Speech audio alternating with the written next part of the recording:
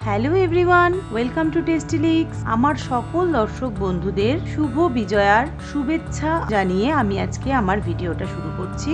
আমার কাছে এই রেসিপিটা আমার ছোটবেলাটাকে মনে করিয়ে দেয়।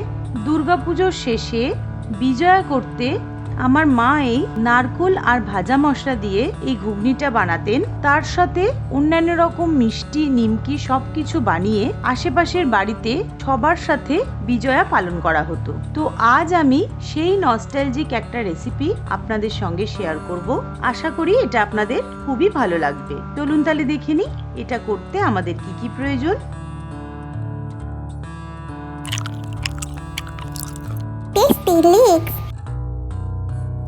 আমি প্রথমে একটা প্রেসার কুকারে নিয়ে নিচ্ছি 200 গ্রাম ঘুগনির মটর।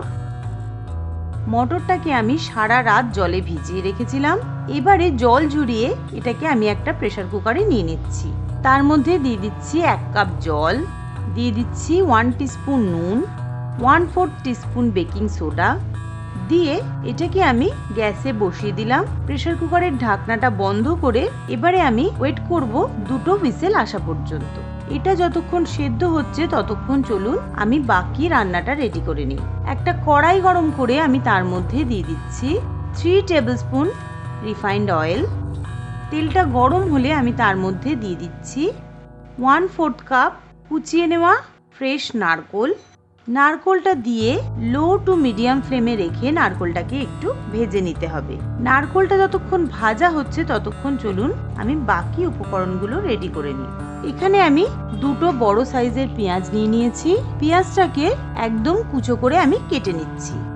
নিয়ে নিচ্ছি 2টো মিডিয়াম সাইজের টমেটো। টমেটোগুলোকেও একদম কুচো করে আমি কেটে নিচ্ছি। দেখুন 2 মিনিট নাড়াচাড়া করে নারকোলগুলো আমার ভাজা হয়ে গেছে। এবার নারকোলগুলোকে আমি তুলে নিয়েছি। এবারে সেই তেলেই আমি দিয়ে দিচ্ছি 1 টিস্পুন গোটা সাদা জিরে, দিয়ে দিচ্ছি একটা শুকনো লঙ্কা, তার মধ্যে দিয়ে দিচ্ছি কুচি করে নেওয়া বড় সাইজের 2টো পেঁয়াজ।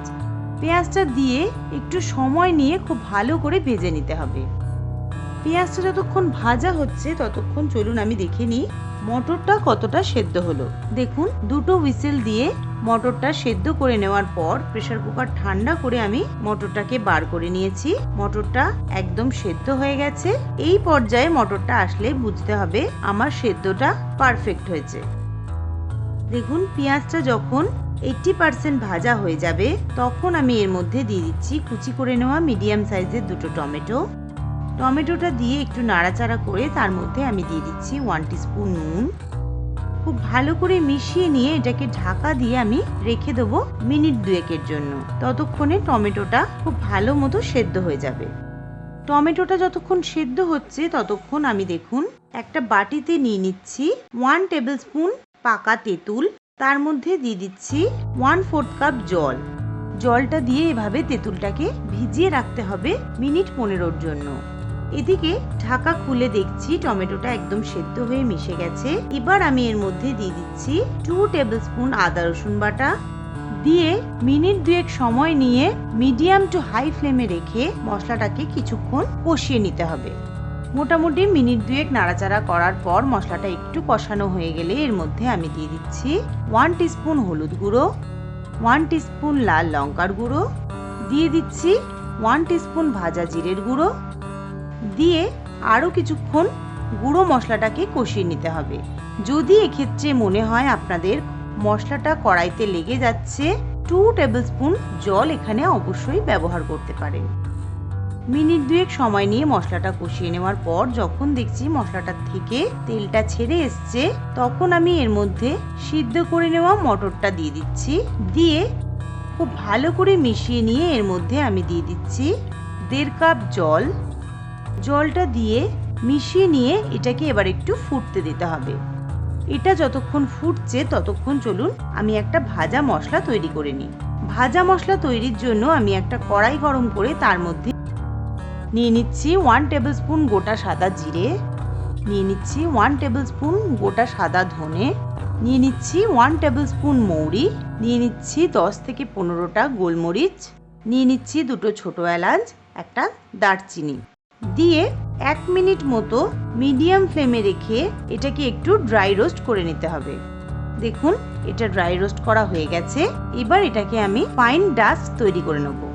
এবার দেখুন আমার ঘুগনিটা অলমোস্ট রেডি। এবার আমি এর মধ্যে দিয়ে দিচ্ছি ভেজে রাখা নারকেলের টুকরোগুলো। এবার আমি এর মধ্যে দিয়ে দিচ্ছি 1 টিস্পুন গুড়। গুড়ের বদলে আপনারা চিনি অবশ্যই ব্যবহার করতে পারেন।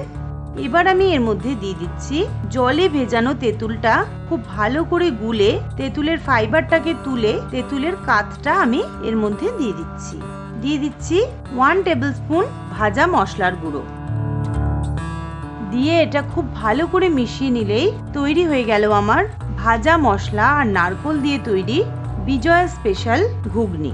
এবার আমি এটা প্লেটিং করে দিচ্ছি।